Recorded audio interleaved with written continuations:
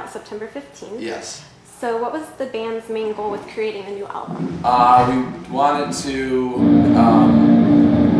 kind of make sure that Epitaph and anyone that was a fan of Epitaph Records saw it as a perfect fit to the label. I think that, coming from Fair, which was very, very independent, to Epitaph, which is still an independent label, but has a lot more faculties to getting music out. I definitely wanted to prove to everyone that we still had, what it took to be on a punk label, kind of where we started 10 years ago was considerably more punk than our last few recordings. So, we kind of went back to that and made it faster and heavier and harder. And you guys worked with Steve Evans. Yeah. What was it about him that made you guys want to use him again for the album? He's very hands-on in a hands-off way. He has a lot of great ideas, ones that really kind of meld with our train of thought when writing a record. But at the same time, he respects the fact that it is our music, and if we don't like the idea, we don't have to do it. I mean, he, obviously, like anybody who's commissioned, he's not going to put his name attached to something that he's not proud of. So the fact that he likes working with us and feels proud of the work that we do together kind of is what made us go back again. And the album debuted at number 46 on Billboard's Top 200 chart. So did you guys foresee it landing on the charts, or what were your expectations?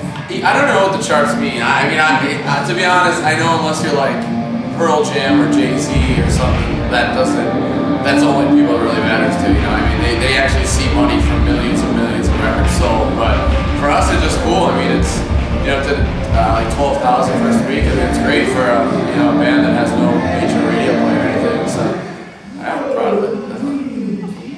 And with this day and age, albums are leaked to various torrent sites. Yeah. Do you care if your fans access the album before it comes out? Not really. I mean, it's kind of like if you're going clothes shopping, you're gonna try on the clothes first, and then if they fit, you'll buy them. So that's kind of how I hope. I'm very optimistic about it, that people will download the album illegally, but if they like it, they'll go out and buy it. Support. I know that's what I do with every artist out there that I'm interested in. I definitely, if it's leaked, I get it, and then if I like it, I go buy it. If I don't like it, I don't listen to it again. So no harm, no foul. And the Wanderlust video is directed by Chris Sims. Yeah. And you guys had animations of the album artwork in there. So did you guys come up with the idea for that? The idea, well, I mean, the animation is all the illustrations from the layout of the record. So we definitely wanted to incorporate it somehow. Chris came up with the idea of us walking into the different things, and then the idea to have them animated was his idea too. And it came out incredibly, to see that brought to life. It was definitely pretty fucking sweet. Where did you guys record it at? It was at some warehouse in LA, but it wasn't really a warehouse because it was like the set from Roseanne was there, the living room from Roseanne was there too, and as well as some of the rooms that the Saw movies were filmed in. So it was kind of like this big sound studio thing, but from the outside it's very unsuspecting. It's just like a rundown warehouse, and then that hallway was upstairs.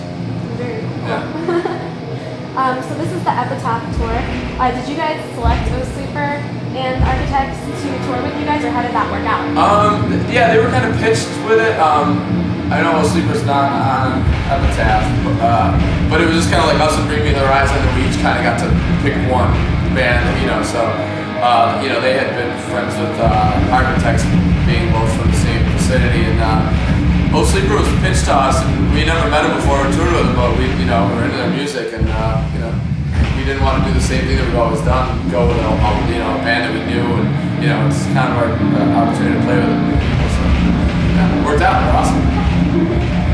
And a lot of bands have been emerging into the music scene, and they usually break up, after the second studio album. Yeah. So what is it about your band that you think's allowed you to stay together to have these 5 studio albums now?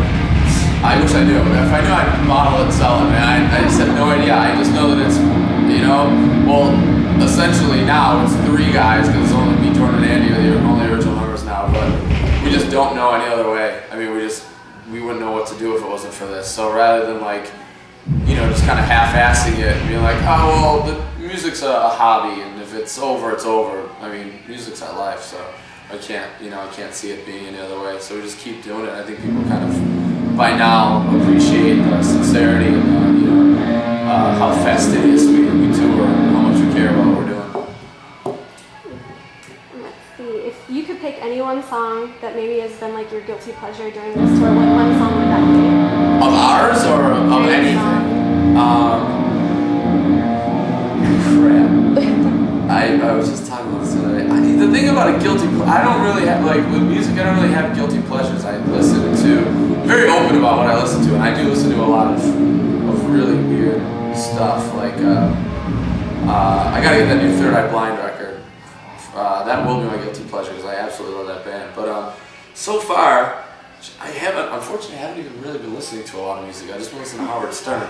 I just got the Def Jux compilation, so I was just listening to that all day today. So I'll say that. It's not a guilty pleasure. I'm very, very proud of it. I love that music, so yeah. Okay, and what would you like to say to your fans? How long? Well, I mean, if I only have a brief moment with them, then I guess just, thanks for picking up the record and coming out to these shows, because it's been a huge success. So we're all very excited about the way things are going. And definitely, hopefully, we'll continue to have support. There's no place for a wretch like me. When the unearthly passages